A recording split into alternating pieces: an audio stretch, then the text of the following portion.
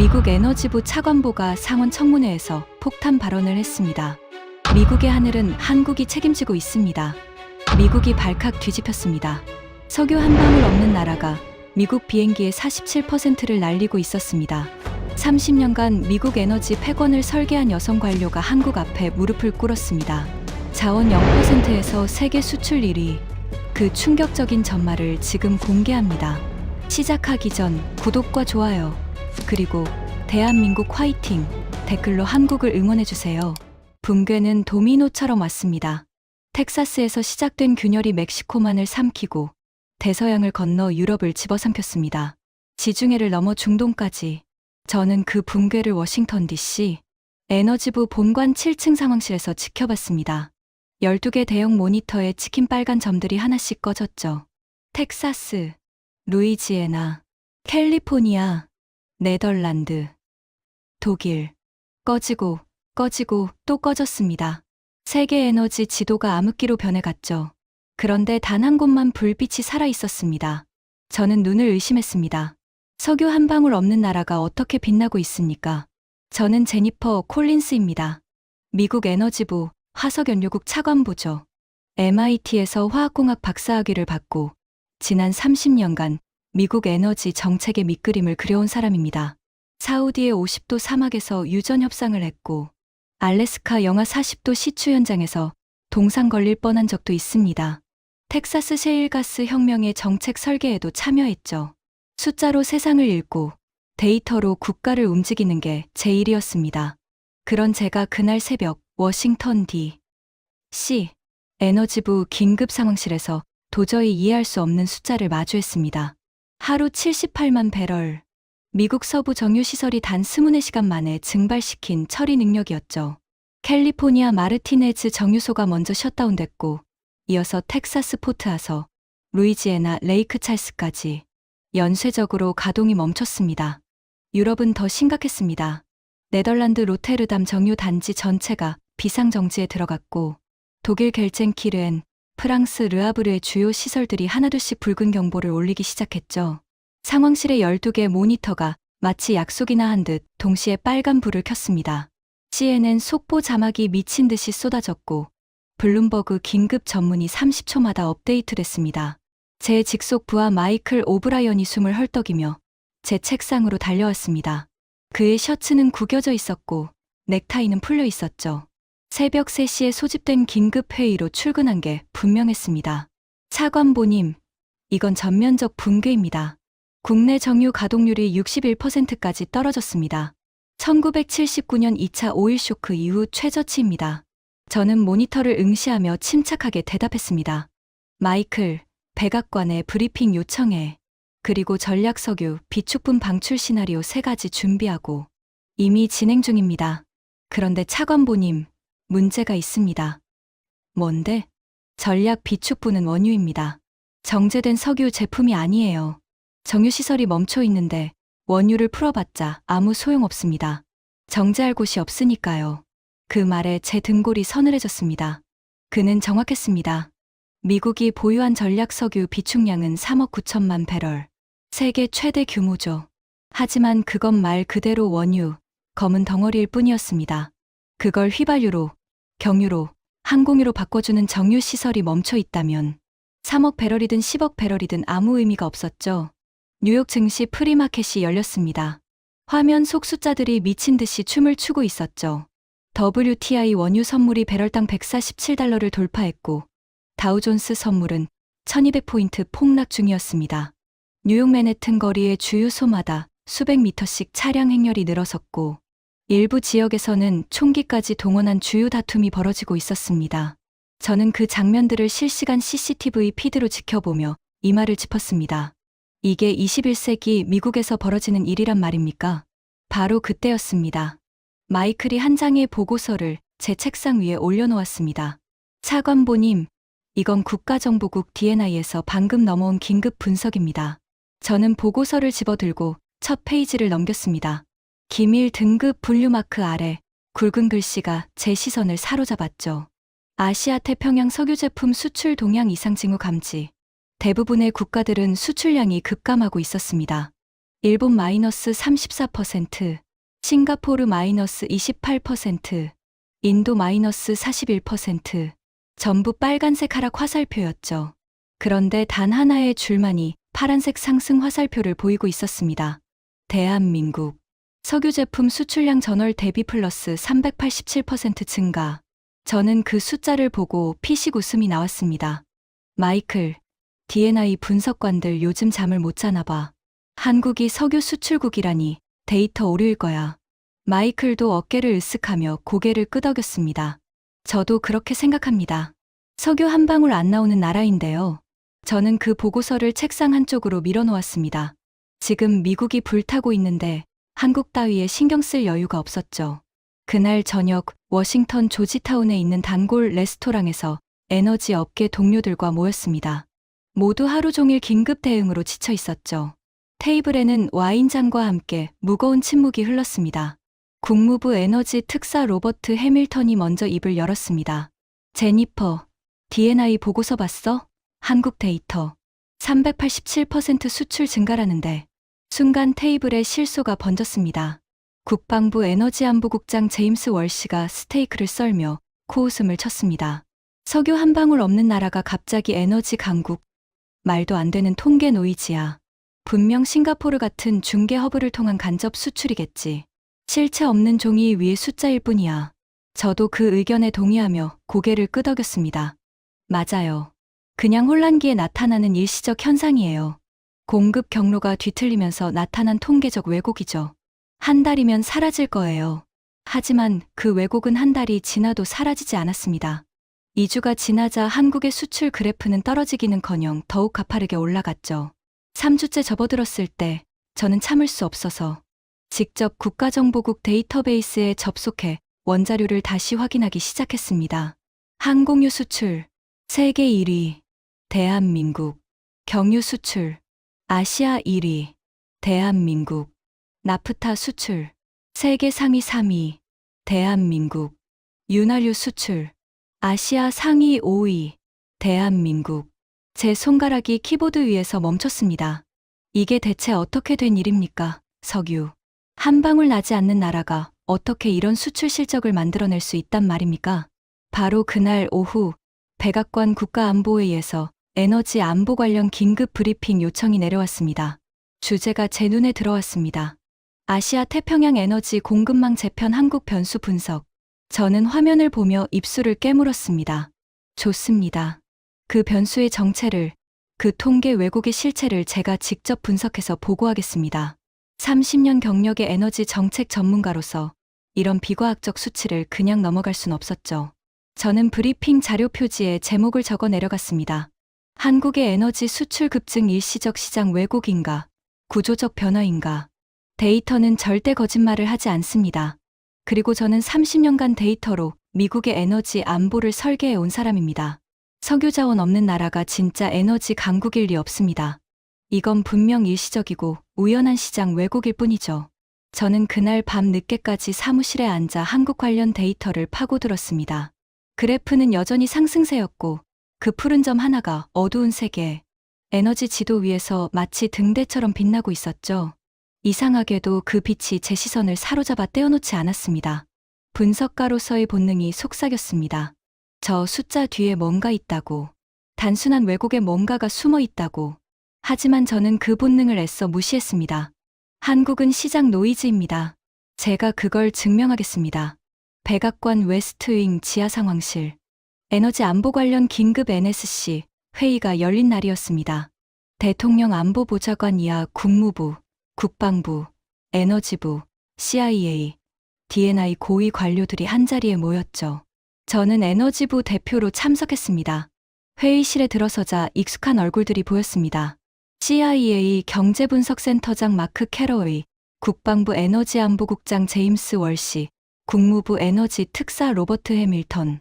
모두 워싱턴에서 20년 이상 에너지 정책을 좌지우지해 온 사람들이었죠.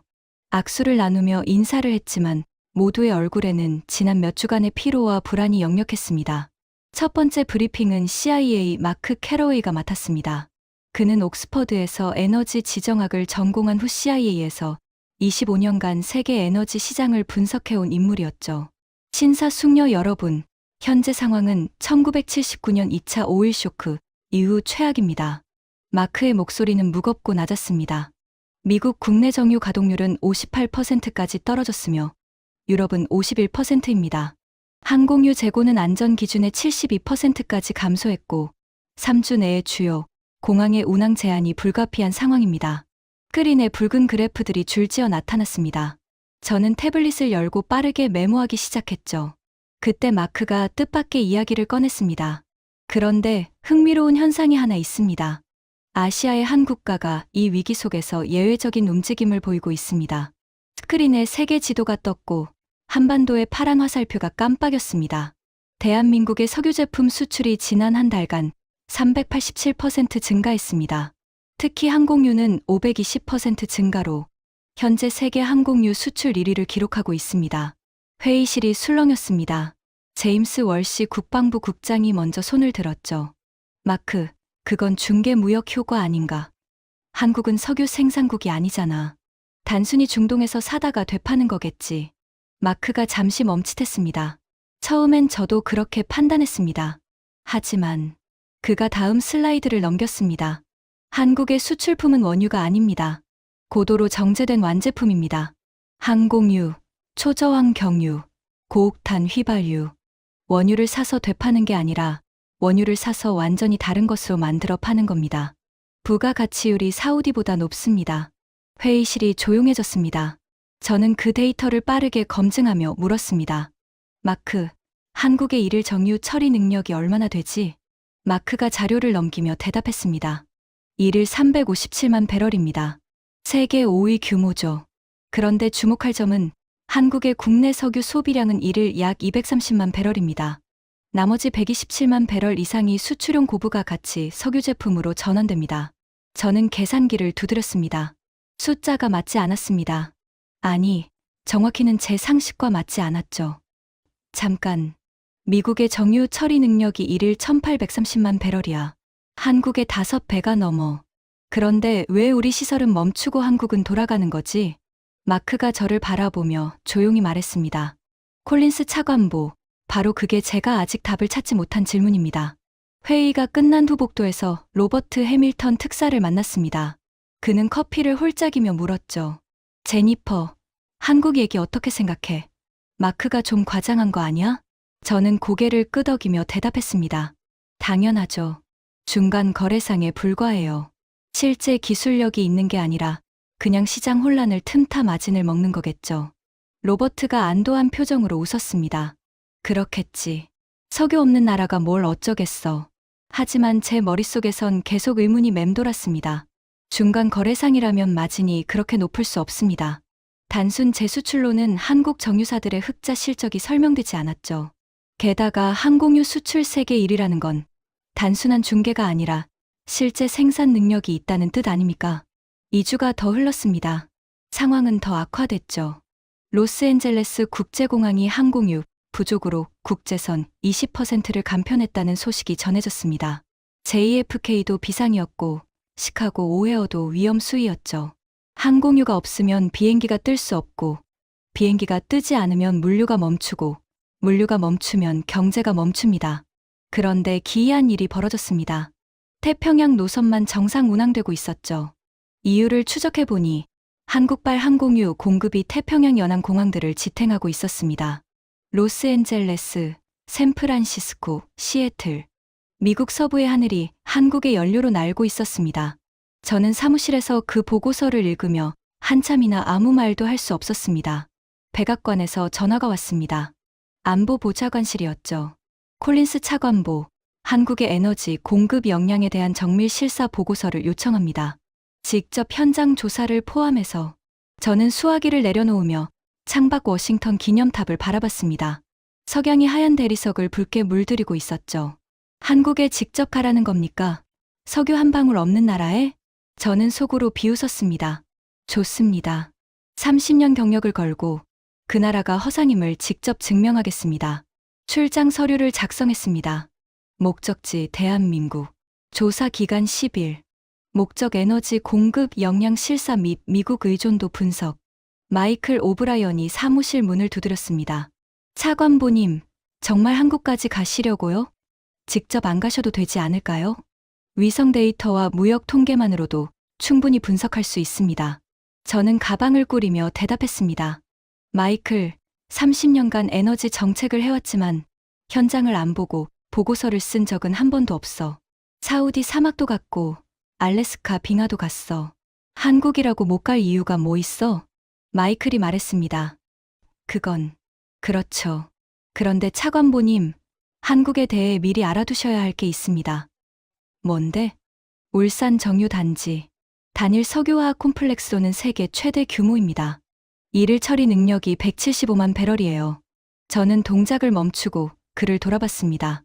175만 배럴이라고? 텍사스 포트아서 정유소의 2배가 넘잖아. 네. 그리고 가동률은 97%입니다. 97%. 그건 불가능해. 미국 최고 시설도 93%가 한계야. 마이클이 조용히 고개를 끄덕였습니다. 저도 처음엔 데이터 오류라고 생각했습니다. 그 밤, 저는 덜레스 공항에서 인천행 비행기에 올랐습니다. 14시간의 비행. 지구 반대편으로 가는 여정이었죠. 좌석에 앉아 안전벨트를 매는 순간 비행기가 활주로를 향해 움직이기 시작했습니다. 얼마 지나지 않아 워싱턴의 불빛이 창밖으로 멀어졌습니다. 저는 노트북을 열고 한국에 대해 준비해온 자료들을 검토하기 시작했죠. 울산 정유 단지 개요. 한국 석유 제품 수출 통계, 주요 정유사 실적 현황. 데이터를 보면 볼수록 의문이 커졌습니다. 이 숫자들이 정말 단순한 중간 거래상으로만 설명될 수 있을까? 하지만 저는 고개를 저었습니다. 아니야. 분명 뭔가 속임수가 있을 거야. 보조금이든 환율 조작이든 뭔가가 있어. 보고서 초안을 작성하기 시작했습니다. 제목은 한국의 에너지 수출 급증 시장 왜곡 요인 분석 및 지속 가능성 평가였죠. 첫 문단을 타이핑했습니다. 석유 자원이 전무한 국가의 석유 제품 수출 급증은 글로벌 공급 차질로 인한 일시적 시장 왜곡의 결과이며 장기적 지속 가능성은 없는 것으로 판단된다. 저는 그 문장을 읽으며 고개를 끄덕였습니다. 맞아요. 이게 결론이에요. 태평양 상공, 창밖은 끝없는 어둠이었습니다. 구름 아래 어디쯤에선가 검은 바다가 펼쳐져 있었겠죠. 저는 창문에 비친 제 얼굴을 바라봤습니다.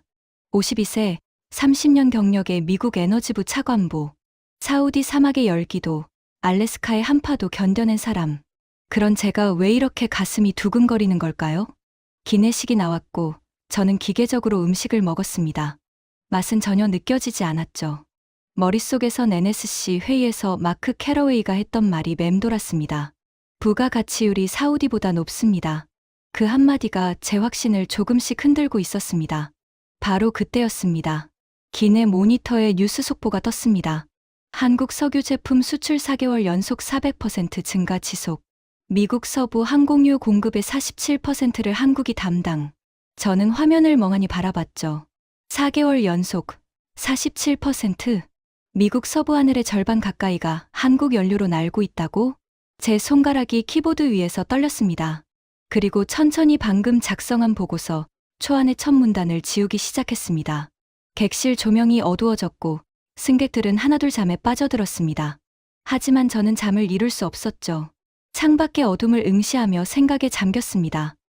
혹시, 정말 혹시 제가 놓친 게 있는 건 아닐까요? 30년 경력의 분석력이 틀렸을 가능성은? 저는 조용히 중얼거렸습니다. 아니야. 그럴 리 없어. 현장을 보면 알게 될 거야. 몇 시간이 흘렀고 기내 안내 방송이 울렸습니다. 승객 여러분, 잠시 후 인천국제공항에 착륙하겠습니다. 저는 창문에 차양을 올렸습니다. 동이 트고 있었죠. 구름 아래로 한국의 땅이 서서히 모습을 드러내기 시작했습니다. 새벽 햇살을 받아 반짝이는 서해바다. 그리고 그 너머로 펼쳐진 도시의 불빛들. 숨이 멎는 것 같았습니다. 인천의 불빛들은 단순한 도시의 빛이 아니었습니다. 수십만 개의 빛이 조화롭게 움직이며 하나의 거대한 시스템을 이루고 있었죠. 고층 빌딩들, 공장 단지들, 항만의 크레인들. 모든 것이 새벽에도 살아 움직이고 있었습니다. 저는 창문에 이마를 대고 그 광경을 넋을 잃고 바라봤습니다. 이 작은 반도에서 정말로 세계의 에너지 심장이 뛰고 있는 걸까요? 비행기가 고도를 낮추며 활주로에 접근했습니다. 저는 노트북 화면의 빈 문서를 바라보며 깨달았죠. 제가 쓰려던 보고서의 결론이 틀렸을 수도 있다는 걸. 바퀴가 활주로에 닿는 순간 저는 조용히 중얼거렸습니다. 한국, 당신의 정체가 뭡니까? 14시간의 비행 동안 30년 경력의 에너지 관료가 처음으로 자신의 확신을 의심하기 시작했습니다. 그리고 이제 진실을 마주할 시간이 왔습니다. 기내 안내 방송이 울렸습니다. 인천국제공항에 도착했습니다. 승객 여러분을 환영합니다. 저는 가방을 챙기며 깊은 숨을 들이마셨죠. 이제 시작입니다.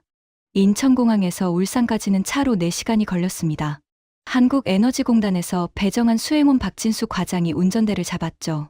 40대 초반의 그는 서울대 화학공학과를 졸업하고 미국 텍사스 A&M에서 석유공학 석사를 한 인물이었습니다. 영어가 유창했죠. 고속도로를 달리며 저는 창밖 풍경을 바라봤습니다. 끝없이 펼쳐진 산맥 사이로 고속도로가 뚫려 있었고 그 사이를 쉴 새 없이 대형 트럭들과 탱크로리들이 오갔습니다. 이 나라는 잠든 적이 없는 것 같았습니다. 숨 쉬듯 움직이고 있었죠. 박진수 과장이 말했습니다. 콜린스 차관보님, 울산 석유화학 단지는 처음 방문이시죠? 저는 고개를 끄덕였습니다. 그렇습니다. 데이터로만 봤죠. 그가 백미러를 통해 미소를 지으며 말했습니다. 데이터와 실물은 완전히 다릅니다. 직접 보시면 많이 놀라실 겁니다. 저는 속으로 비웃었습니다. 놀란다고요? 저는 텍사스 베이타운도, 루이지애나 베턴루즈도, 사우디 라스타누라도 다 봤습니다. 정유시설로 놀랄 제가 아니에요. 하지만 울산 석유화학 단지 입구에 도착하는 순간 제 오만은 산산조각 났습니다. 눈앞에 펼쳐진 광경은 제가 30년간 상상했던 그 어떤 것보다 거대했죠. 수평선 끝까지 이어진 정제탑들, 스문의 시간 쉬지 않고 피어오르는 하얀 증기, 밤낮 없이 작동하는 파이프라인의 불빛들, 그리고 그 모든 것을 연결하는 도로와 철도가 마치 혈관처럼 뻗어 있었습니다. 저는 차에서 내려 그 광경을 멍하니 바라볼 수밖에 없었습니다. 이건 공장이 아니었습니다. 살아 숨쉬는 거대한 생명체였죠. 텍사스 포트아서 정유소가 큰 줄 알았습니다. 사우디 라스타누라가 대단한 줄 알았습니다. 하지만 그건 이 앞에서는 한 구역에 불과했습니다. 안내를 맡은 울산 콤플렉스 생산본부장 강태호 부사장이 다가왔습니다. 60대 초반으로 보이는 그는 35년 경력의 베테랑이라고 소개했죠.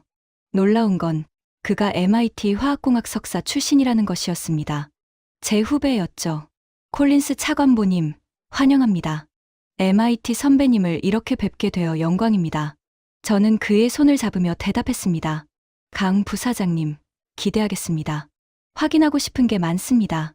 사실 저는 여전히 회의적이었습니다. 규모가 크다고 해서 기술력까지 뛰어난 건 아니니까요. 미국에도 큰 시설은 있지만 비효율적인 곳이 수두룩합니다. 중앙통합관제센터로 들어가는 순간 제 생각이 완전히 바뀌기 시작했습니다. 미국 에너지부 상황실보다 더 큰 공간이었습니다.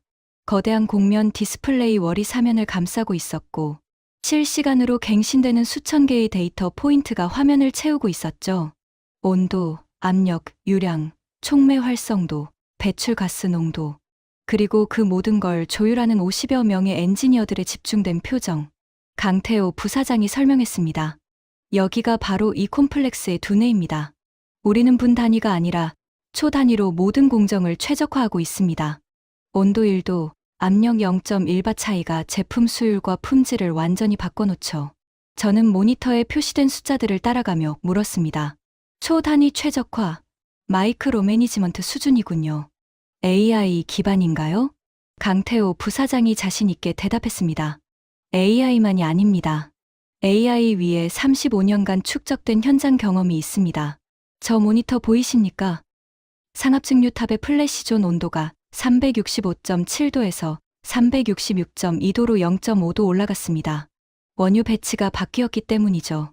아랍나이트에서 무르반으로요. 시스템이 자동 감지해서 환류비를 즉시 재조정합니다. 하지만 최종 확인은 인간이 합니다. 기계는 데이터를 보지만 사람은 맥락을 봅니다. 저는 그 말에 할 말을 잃었습니다. 텍사스 최고 수준의 정유소에서도 이런 수준의 실시간 최적화는 본 적이 없었거든요. 가동률이 97%라고 들었습니다. 미국 최고 시설도 93%가 한계인데 어떻게 가능합니까? 강태호 부사장이 미소를 지었습니다. 97%는 연평균입니다. 성수기에는 99.2%까지 올라갑니다. 비결은 예방정비 체계에 있습니다.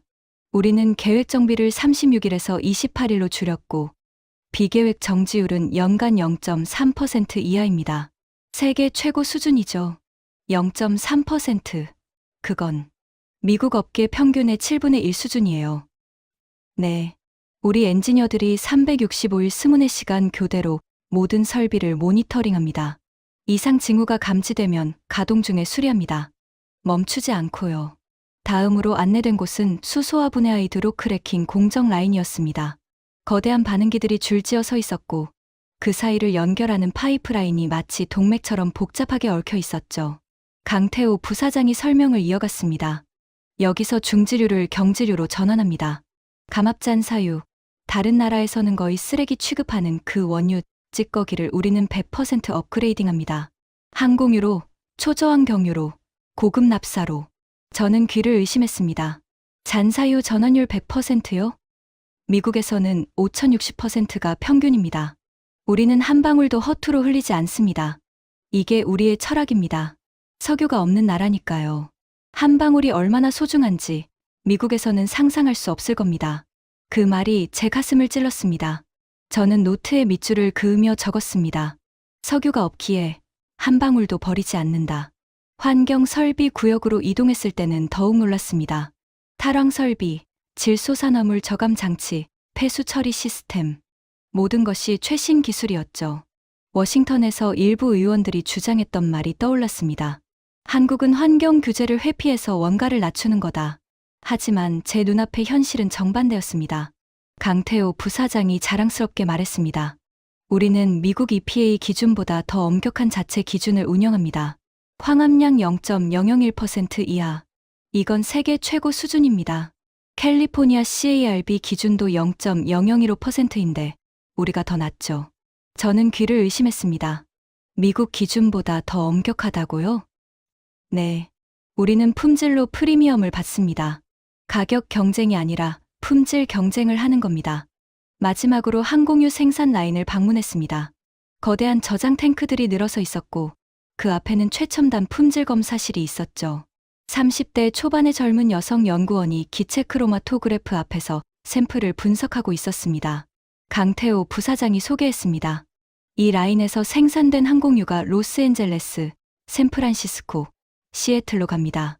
지금 이 순간에도 미국 서부 공항에서 이륙하는 비행기의 절반이 이 탱크에서 나온 연료로 날고 있습니다. 저는 샘플 바이아를 들어 올렸습니다. 투명하고 깨끗한 액체였죠. 손이 떨렸습니다. 이 작은 병 속의 액체가 태평양을 건너 미국의 하늘을 날게 한다고요? 제 나라의 비행기들이 이 나라의 연료로 날고 있다고요? 강태호 부사장이 덧붙였습니다. 어는 점, 열한 정도, 발열량, 황합량, 미세 불순물 함량. 모든 항목에서 ASTM D1655 국제 규격을 초과 달성합니다. 그래서 프리미엄을 받죠. 배럴당 $35 더 비싸지만 미국 항공사들은 기꺼이 지불합니다. 이유가 뭔지 아십니까? 뭡니까? 미국산 항공유를 쓰면 연 23회 엔진 불순물 점검을 해야 합니다. 한국산을 쓰면 연 1회로 줄일 수 있습니다. 순도가 다르니까요. 항공사 입장에서는 배럴당 $3 더 내는 게 정비비를 아끼는 겁니다. 그 순간 제 머릿속에서 무언가가 폭발했습니다. 이건 가격 경쟁이 아니었습니다. 기술 경쟁이었습니다. 그리고 한국은 이미 승리한 상태였습니다. 야외로 나왔을 때 해가 저물고 있었습니다. 석양을 받은 정유 단지는 더욱 장엄했죠. 수백 개의 정제탑에서 피어오르는 증기가 황금빛으로 물들었고 파이프라인을 따라 흐르는 원유의 흐름이 마치 생명의 맥박처럼 느껴졌습니다. 저는 그 광경을 바라보며 깨달았습니다. 울산의 열기는 단순한 공장 열이 아니었습니다. 이건 문명의 체온이었죠. 강태호 부사장이 물었습니다. 콜린스 차관보님, 어떻습니까? 한국 정유산업이 단순한 중간 거래상이라고 생각하십니까? 저는 한동안 말을 잇지 못했습니다. 제 30년 경력이, 제 확신이, 미국 에너지부라는 권위가 모두 무너지는 소리가 들렸죠. 저는 천천히 고개를 저으며 대답했습니다. 아닙니다. 여기선 창조가 일어나고 있습니다. 원유라는 검은 돌을 다이아몬드로 바꾸는 창조가요. 강태호 부사장의 눈가에 미소가 번졌습니다. 차관보님, 아직 울산밖에 못 보셨습니다. 내일 부산과 온산 항만을 보시면 진짜가 무엇인지 아시게 될 겁니다. 호텔로 돌아오는 차 안에서 저는 태블릿을 열었습니다. 워싱턴에서 작성했던 보고서 초안을 완전히 삭제해버렸죠. 그리고 새로운 제목을 입력하기 시작했습니다. 울산 세계 에너지의 새로운 심장. 제 손가락이 키보드 위에서 빠르게 움직였습니다. 30년 경력의 에너지 관료가 처음으로 자신의 오류를 인정하는 순간이었죠. 그리고 그 인정은 부끄러움이 아니라 전율이었습니다.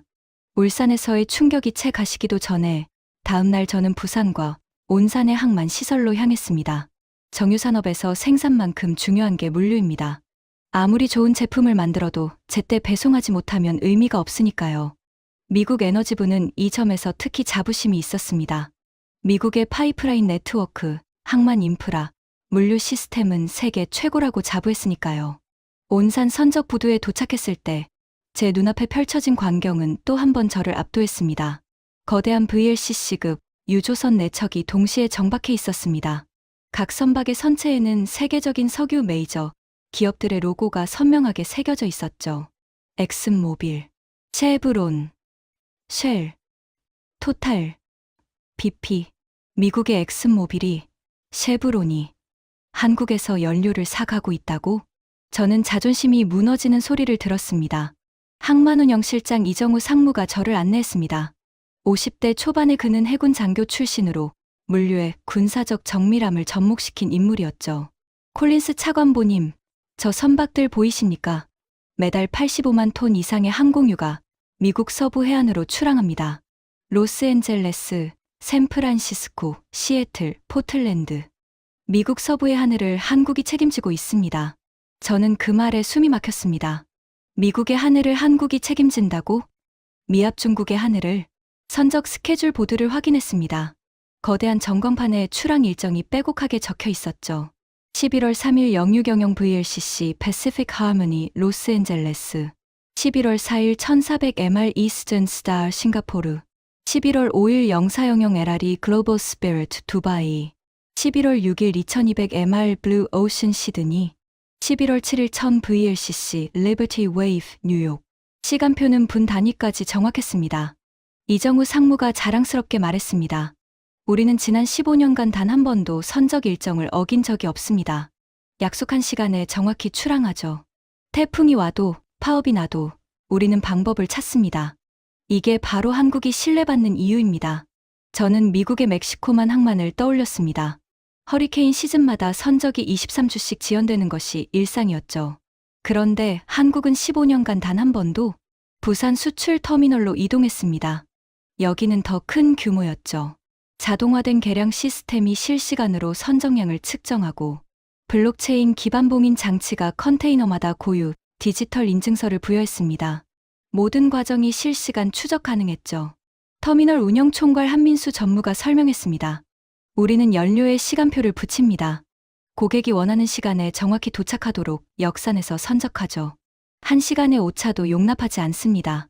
왜냐하면 우리가 보내는 건 단순한 연료가 아니라 약속이니까요. 품질 검사실로 들어갔습니다.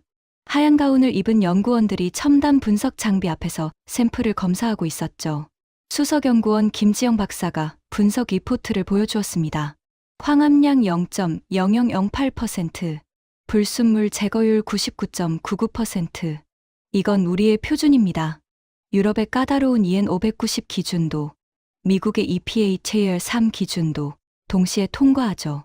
사실 두 기준 모두 우리 내부 기준보다 느슨합니다. 저는 그 숫자들을 태블릿에 기록하며 고개를 끄덕였습니다. 데이터는 거짓말을 하지 않습니다. 그리고 이 데이터는 미국의 완패를 말하고 있었죠. 선적이 끝난 VLCC의 미국인 선장을 만났습니다. 마이크 핸더슨, 25년 경력의 베테랑 선장이었죠. 콜린스 차관보님, 저는 전 세계 항구를 다녀봤습니다. 중동도, 북해도, 멕시코만도요. 하지만 한국만큼 정확한 곳은 없습니다. 약속한 시간에 정확히 선적이 끝나고 품질도 한 번도 문제된 적이 없습니다. 우리 회사가 한국을 선호하는 이유가 뭔지 아십니까? 뭡니까? 가격이 아닙니다. 신뢰입니다. 한국이 화요일 정오에 보내겠다고 하면 화요일 정오에 옵니다. 단 한 번의 예외도 없이요. 미국에서 그런 약속을 지키는 업체가 있습니까? 그 질문에 저는 아무 말도 할 수 없었습니다. 왜냐하면 답을 알고 있었으니까요. 없습니다. 부두 끝에 서서 바다를 바라봤습니다. 수평선 너머로 탱커들이 하나둘 출항하고 있었죠. 그 배들은 태평양을 건너 미국으로, 인도양을 건너 중동과 아프리카로 향할 것입니다. 그리고 그 안에는 한국의 기술과 신뢰가 담겨 있었죠. 저는 태블릿에 메모했습니다. 깃발은 달라도 출항지는 하나다. 한국. 호텔로 돌아와 노트북을 열었습니다. 오늘 만난 사람들의 얼굴이 스쳐 지나갔죠. 부사장, 상무, 전무, 연구원, 선장. 작은 기적들이 모여 거대한 표준을 만들고 있었습니다. 저는 타이핑을 시작했습니다. 한국은 가격표가 아니라 시간표로 승부한다. 그리고 그 시간표는 단 한 번도 어긋난 적이 없다. 부산에서 서울로 돌아온 다음 날 아침, 세계가 다시 한번 요동쳤습니다. 호텔 방에서 노트북을 켜는 순간, 붉은 속보 배너가 화면을 가득 채웠죠. OPEC 긴급 증산 결정. 국제유가 하루 만에 31% 폭락. 저는 화면을 멍하니 바라봤습니다. 배럴당 147달러였던 유가가 101달러로 떨어졌습니다. 단 하루 만에요. 급히 옷을 입고 여의도로 향했습니다. 한국 정유사 본사들이 모여있는 곳이었죠. 택시 안에서 세계 각국의 뉴스를 확인했습니다. 정유산업 붕괴 초일기, 유가 폭락으로 정제소들 적자 전환 눈앞. 워싱턴에서도 긴급 전화가 걸려왔습니다. 마이클 오브라이언이었죠. 차관보님, 유가 폭락했습니다. 텍사스 정유사 3곳이 오늘 긴급 감산에 들어갔습니다. 한국도 끝난 거 아닙니까? 저도 확신이 서지 않았습니다. 글쎄, 지금 확인하러 가는 중이야. 여의도 거리의 전광판들이 모두 빨간색이었습니다.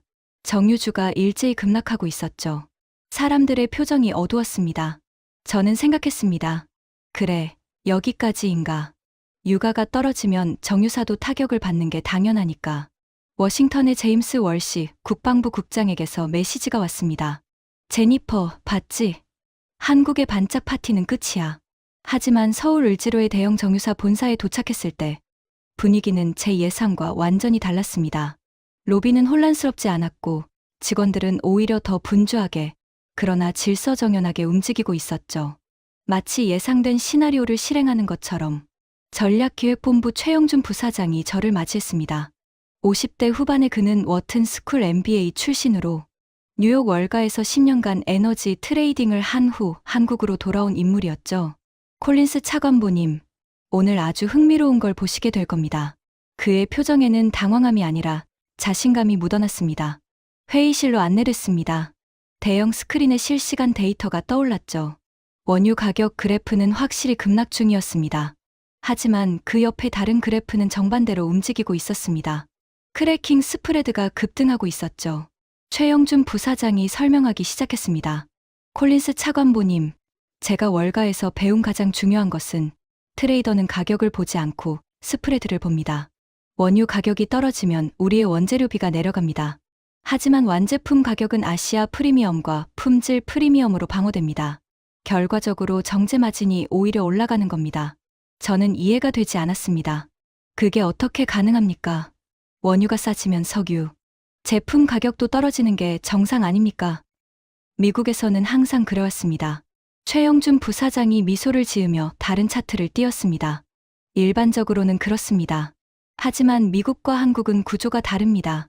미국은 원유 생산국이기도 하니까 유가 하락이 상류 부문 업스트림에 타격을 줍니다. 셰일 업체들이 도산하고 투자가 위축되고 전체 에너지 생태계가 위축되죠.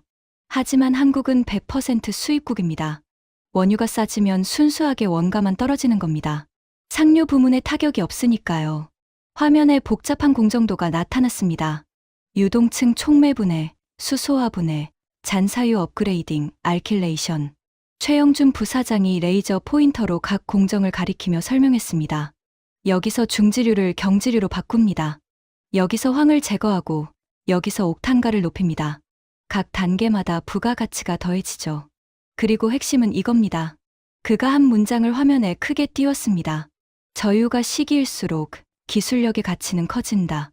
우리는 배럴당 50달러짜리 원유를 사서 배럴당 130달러짜리 항공유로 만듭니다. 원유가 30달러로 떨어지면 마진은 100달러로 늘어나는 겁니다. 기술이 가격을 이기는 순간이죠. 그 순간 제 머릿속에서 퍼즐이 맞춰지기 시작했습니다. 정유업은 단순히 원유 가격에 종속된 산업이 아니었습니다. 기술력이 있으면 가격 변동을 오히려 기회로 만들 수 있었죠. 저는 노트에 형광펜으로 밑줄을 그었습니다. 기술이 가격을 이긴다. 미국 에너지부 30년 경력에서 이 단순한 진리를 왜 몰랐을까? 아니, 알았지만 인정하고 싶지 않았던 걸까? 바로 그때 회의실 문이 열리며 직원이 급하게 들어왔습니다. 부사장님, 미국 서부 항공사들에서 긴급 발주가 쏟아지고 있습니다. 유가 하락으로 항공 수요가 급증했습니다. 델타항공, 유나이티드, 아메리칸 에어라인 전부요. 최영준 부사장이 고개를 끄덕이며 말했습니다. 예상했던 겁니다. 유가가 떨어지면 항공사들이 깨어납니다. 항공권이 싸지고 승객이 늘고 연료 수요가 급증하죠. 그리고 그들은 품질 검증된 우리 항공유를 찾습니다. 물류팀에 연락해서 선적 스케줄 재조정하세요. 울산에 증산 요청 올리고 오후 들어 상황이 더욱 극적으로 변했습니다. 월스트리트에서 애널리스트 리포트가 쏟아지기 시작했죠. 한국 정유사 목표가 상향 크래킹 스프레드 급등으로 실적 폭발 전망. 글로벌 정유업계에서 한국만 살아남은 이유, 기술력의 승리. 여의도 전광판의 색깔이 서서히 바뀌었습니다. 빨간색이 초록색으로 변하기 시작했죠. 오전에 급락했던 정유주들이 오후장에서 급등하고 있었습니다. 저는 최영준 부사장에게 물었습니다.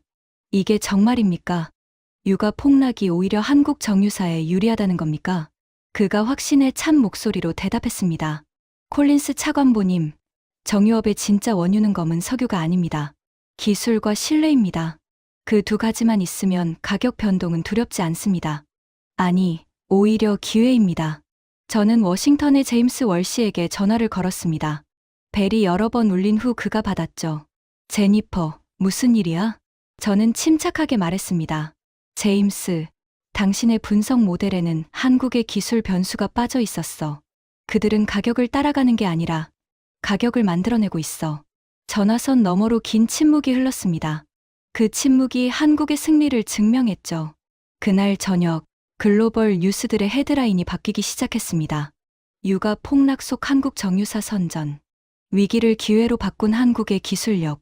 석유 없는 나라의 역설 한국이 세계 정유 시장을 지배하는 이유. 호텔방에서 그 뉴스들을 하나하나 확인하며 저는 보고서를 수정했습니다. 새로운 문장을 추가했죠. 유가 폭락은 한국의 날개였다. 세계가 추락할 때 한국만 이륙했다. 노트북 화면을 응시하며 저는 깨달았습니다. 세계가 무너질 때 한국은 날아올랐습니다. 모두가 공포에 떨 때 그들은 계산기를 두드렸죠. 데이터는 붕괴를 말했지만 한국은 기회를 실행했습니다. 이건 운이 아니었습니다. 철저한 준비와 기술력이었죠. 한국에서의 마지막 일정은 송도 국제도시에 있는 에너지기술연구원이었습니다. 최영준 부사장이 직접 동행했습니다. 콜린스 차관보님, 지금까지는 현재를 보셨습니다. 이제 미래를 보여드리겠습니다. 저는 호기심이 일었죠. 이미 충분히 놀라운 걸 봤는데 더 놀라운 게 남아 있다는 겁니까? 첫 번째 방문지는 바이오 항공유 연구동이었습니다. 하얀 실험복을 입은 연구원들이 바이오 리액터와 배양기 앞에서 작업하고 있었죠. 책임연구원 이수진 박사가 초록빛 플라스크를 들어 올렸습니다.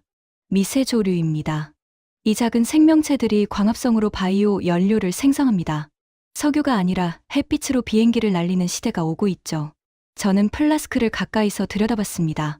초록빛이 형광등 아래서 반짝였죠. 이게 정말 항공유가 된다는 겁니까? 이수진 박사가 자신 있게 대답했습니다. 이미 되고 있습니다. 유럽 주요 항공사 3곳과 공급 계약을 체결했습니다. 2030년까지 전체 항공유의 25%를 바이오 연료로 대체하는 게 목표입니다. EU의 SAF 의무화 규정에 따라 수요는 폭발적으로 늘어날 겁니다. 그리고 한국이 그 선두에 서 있습니다. 저는 태블릿에 적었습니다. 석유에서 생명으로 수소 생산 시설로 이동했습니다. 거대한 수전의 장치들이 줄지어 서 있었고 파이프라인이 복잡하게 연결되어 있었죠. 시설 총괄이 설명했습니다. 하루 50톤의 그린 수소를 생산합니다. 이 수소로 수소버스가 달리고 수소 트럭이 화물을 나르고 수소 발전소가 전기를 만듭니다. 탄소 배출 제로입니다. 마지막으로 탄소 포집 저장 CCS 시설을 방문했습니다. 거대한 흡수탑이 하늘을 찌를 듯 솟아 있었고 그 안에서 화학 흡수 반응이 진행 중이었습니다. 기술 총괄이 말했습니다. 연간 120만 톤의 이산화탄소를 포집합니다. 이건 자동차 26만 대를 도로에서 없애는 것과 같은 효과입니다. 우리는 오염을 만드는 게 아니라 정화하고 있습니다. 저는 그 시설들을 올려다보며 깨달았습니다. 한국은 현재에 안주하지 않고 있었습니다. 석유 정제로 세계를 먹여 살리면서도 동시에 석유 이후의 시대를 준비하고 있었죠. 연구원 옥상에 올라갔습니다. 인천의 전경이 한눈에 들어왔죠. 유리로 된 마천루, 깔끔하게 정돈된 거리, 그 사이로 보이는 바다, 그리고 저 멀리 인천공항의 활주로에서 비행기들이 이륙하고 있었습니다.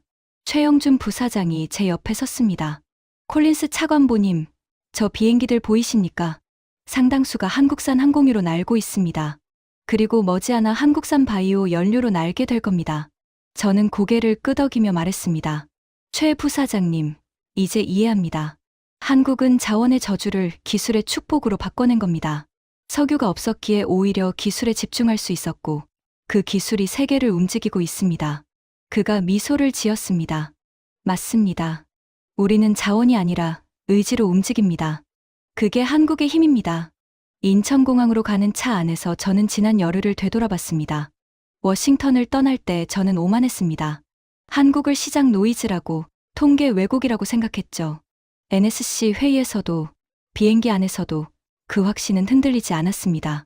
하지만 울산의 정제탑을 보는 순간, 부산의 선적 부두를 걷는 순간, 여의도의 실시간 스프레드를 보는 순간, 송도의 미래 기술을 마주하는 순간, 제 모든 확신은 무너졌습니다. 인천공항 탑승구로 향하는 길에 거대한 유리창이 있었습니다. 그 너머로 활주로가 보였고 수십 대의 비행기가 이륙을 준비하고 있었죠. 저는 그 광경을 한참 바라봤습니다. 저 비행기들의 절반이 한국의 연료로 세계를 연결하고 있구나. 워싱턴행 비행기에 올랐습니다. 좌석에 앉아 안전벨트를 매는데 눈시울이 뜨거워졌습니다. 52세, 30년 경력의 미국 에너지부 차관보가 눈물을 글썽인다는 게 우스웠지만 멈출 수 없었죠. 이건 슬픔이 아니었습니다. 경외였습니다. 제가 목격한 기적에 대한 경외, 제 오만이 무너진 것에 대한 해방감, 그리고 30년간 놓치고 있었던 진실을 발견한 충격이었습니다. 비행기가 이륙했고 인천의 불빛이 점점 작아졌습니다. 저는 창밖을 바라보며 중얼거렸습니다. 한국, 당신들은 정말로 해낸 겁니까? 워싱턴 DC에 도착한 다음 날, 세계가 또 한 번 요동쳤습니다. 아침에 출근하니 마이클 오브라이언이 사무실 앞에서 기다리고 있었습니다. 그의 표정이 심상치 않았죠. 차관보님, 상원에너지천연자원위원회에서 긴급 청문회가 소집됐습니다. 주제가 뭔데? 미국 에너지 안보의 현주소와 아시아, 의존도 분석. 차관보님이 주요 증인으로 지명됐습니다. 저는 한숨을 쉬었습니다. 상원 청문회, 미국 에너지 정책의 가장 큰 무대이자 가장 잔인한 심판대였죠. 청문회까지 일주일이 남아 있었습니다. 저는 그 일주일을 자료 준비에 몰두했습니다. 하지만 자료를 준비하면 할수록 제가 증언해야 할 내용이 워싱턴이 듣고 싶어 하는 것과 완전히 다르다는 걸 깨달았습니다. 워싱턴은 한국은 일시적 현상이고 미국은 곧 회복한다는 말을 듣고 싶어 했습니다. 의원들은 미국 우선이라는 프레임 안에서 안심할 수 있는 답변을 원했죠. 하지만 제 데이터는 그 반대를 말하고 있었습니다. 저는 두 가지 버전의 증언문을 작성했습니다. 첫 번째 버전은 워싱턴이 원하는 답변이었습니다. 한국의 수출 급증은 일시적 시장 왜곡이며 미국 정유 시스템의 정상화와 함께 해소될 것입니다. 두 번째 버전은 진실이었습니다. 마이클이 두 버전을 읽고 조심스럽게 말했습니다. 차관보님, 첫 번째 버전으로 가시는 게 안전합니다. 두 번째 버전으로 가시면 정치적으로 큰 위험을 감수해야 합니다. 저는 창밖 워싱턴 기념탑을 바라보며 대답했습니다. 마이클, 내가 30년간 이 자리에 앉아 있는 이유가 뭔지 알아?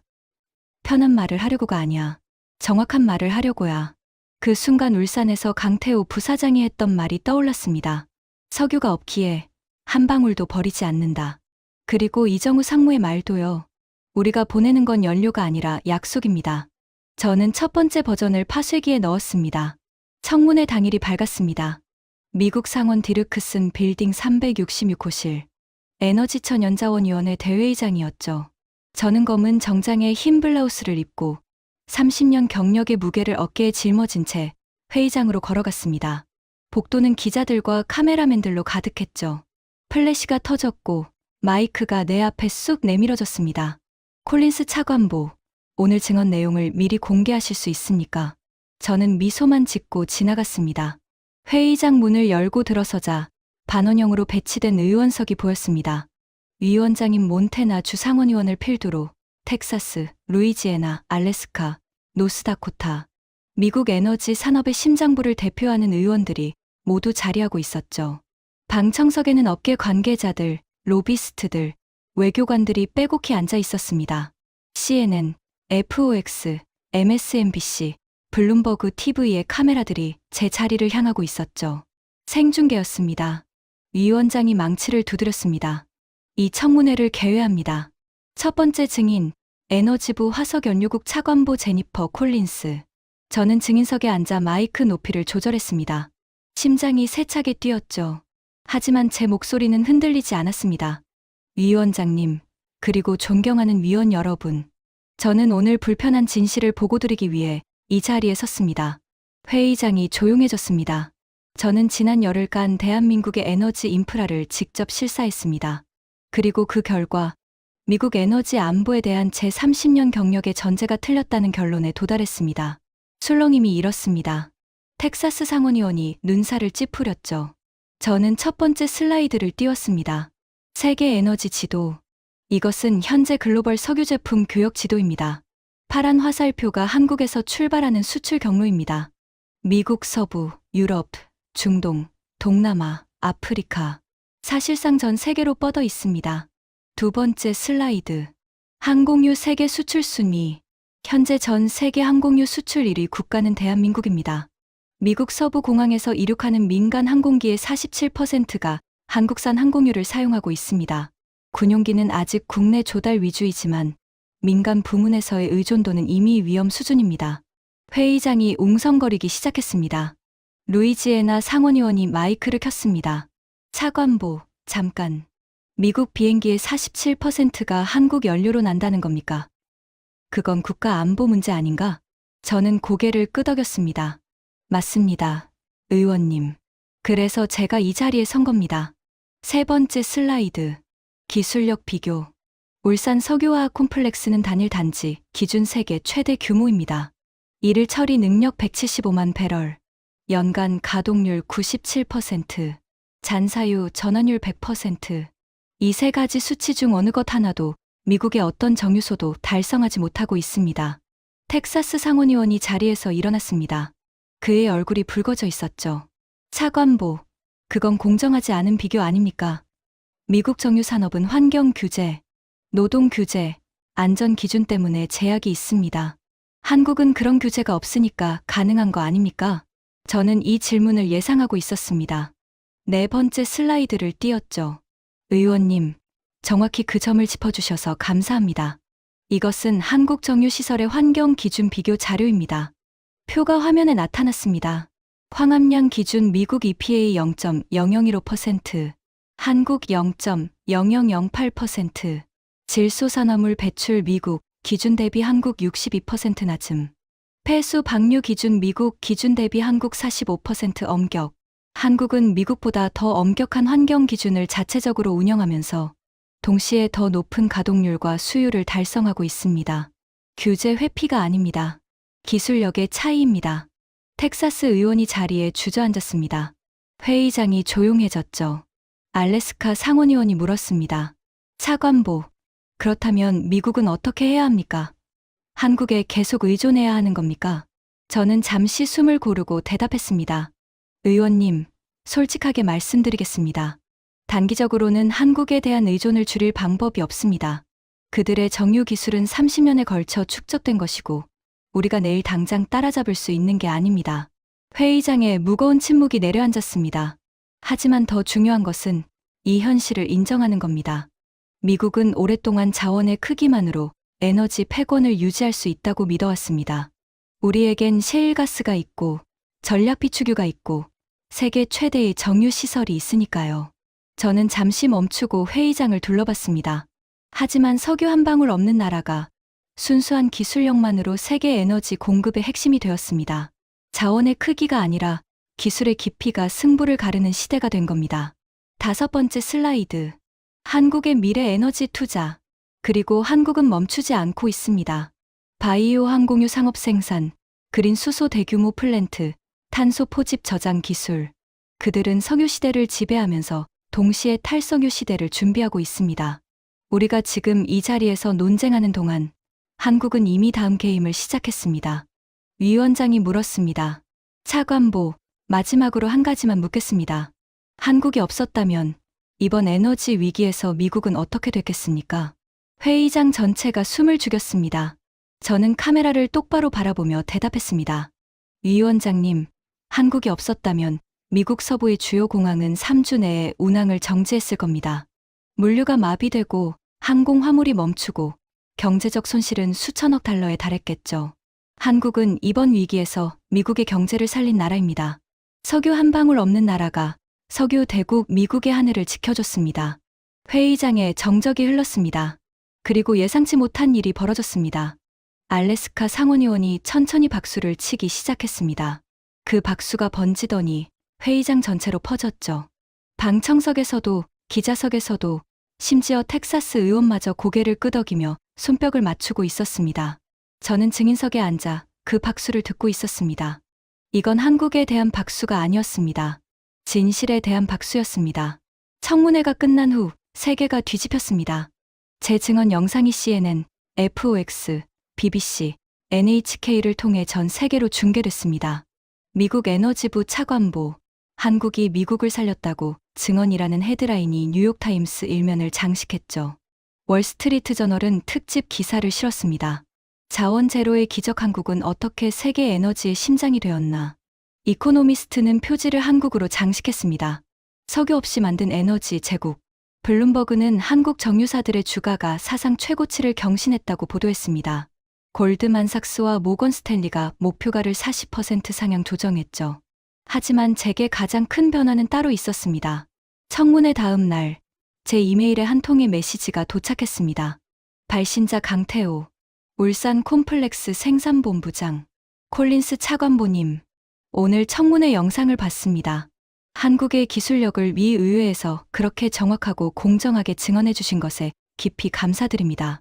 저희 엔지니어들이 모두 모여서 시청했는데 많은 사람들이 눈물을 글썽였습니다.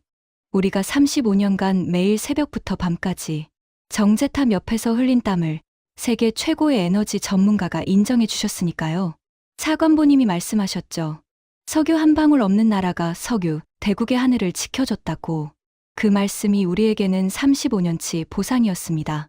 다음에 한국에 오시면 울산 정유 단지의 새벽을 꼭 보여드리고 싶습니다. 정제탑에서 피어오르는 새벽 증기가 첫 햇살을 받으면 마치 한국의 의지가 하늘로 올라가는 것처럼 보입니다. 그 광경을 차관보님께 꼭 보여드리고 싶습니다. 감사합니다. 강태호 드림. 저는 그 이메일을 읽으며 한참 동안 화면을 바라봤습니다. 그리고 답장을 썼습니다. 강 부사장님. 감사할 것은 제가 아니라 당신들입니다. 저는 30년간 미국 에너지 패권의 논리 안에서 살았습니다. 자원의 크기가 곧 힘이라고 믿었죠. 하지만 울산에서, 부산에서, 그리고 여의도에서 저는 완전히 다른 세계를 봤습니다. 자원이 아니라 의지로 움직이는 나라. 한 방울도 버리지 않는 철학. 약속을 한 번도 어기지 않는 신뢰. 그것이 한국의 진짜 자원이었습니다. 그리고 그것은 석유보다 귀했습니다. 새벽 증기를 보러 반드시 다시 가겠습니다. 제니퍼 콜린스 드림. 전송 버튼을 누르고 저는 사무실 창문 너머로 워싱턴의 야경을 바라봤습니다. 포토맥 강이 도시의 불빛을 받아 은빛으로 반짝이고 있었죠. 링컨 기념관의 하얀 대리석이 어둠 속에서 묵직하게 빛나고 있었습니다. 저는 중얼거렸습니다. 링컨이 노예를 해방시켰을 때 모든 사람이 반대했다. 하지만 그는 진실을 말했다. 스케일은 다르지만 오늘 저도 같은 선택을 했습니다. 편한 거짓 대신 불편한 진실을. 그리고 그 진실의 중심에 한국이 있었습니다. 처음 나는 한국을 시장 노이즈라 불렀다. 일시적 왜곡이라 불렀다. 통계적 착시라 불렀다. 하지만 지금 나는 안다. 그건 노이즈가 아니라 내 귀가 진실을 듣지 못했던 것이다. 석유 한 방울 없는 나라가 세계의 연료를 만들고 있었다. 그들의 공장은 석유가 아니라 의지로 돌아갔다. 그들의 항만은 연료가 아니라 신뢰를 선적했다. 그들의 엔지니어들은 원유가 아니라 자부심을 정제했다. 나는 미국 에너지부 차관보로서 기록한다. 이 시대의 에너지 심장은 텍사스도 사우디도 러시아도 아닌 석유 한 방울 없는 대한민국에서 뛰고 있다. 세계가 멈출 때 한국은 움직였다. 세계가 무너질 때 한국은 날아올랐다. 그리고 나는 그 기적의 증인이 되었다. 비행기가 아직도 날고 있을 겁니다. 지금 이 순간에도 태평양 위를, 대서양 위를, 인도양 위를 한국의 연료를 싣고 그리고 그 비행기들이 날 때마다 울산의 정제탑에서 하얀 증기가 피어오를 겁니다. 그 증기는 단순한 수증기가 아닙니다. 그것은 석유 없는 나라의 의지입니다. 세계를 향한 약속입니다. 그리고 대한민국이라는 기적의 증거입니다. 지금까지 미국 에너지부 차관보가 대한민국 앞에 무릎 꿇은 충격적인 이야기였습니다. 석유 한 방울 없는 나라가 세계의 하늘을 책임지고 있다는 사실, 주변에도 널리 공유해 주세요. 대한민국의 저력은 우리가 함께 알릴 때 더 빛납니다. 구독과 좋아요도 부탁드립니다. 지금까지 감동테라였습니다. 감사합니다.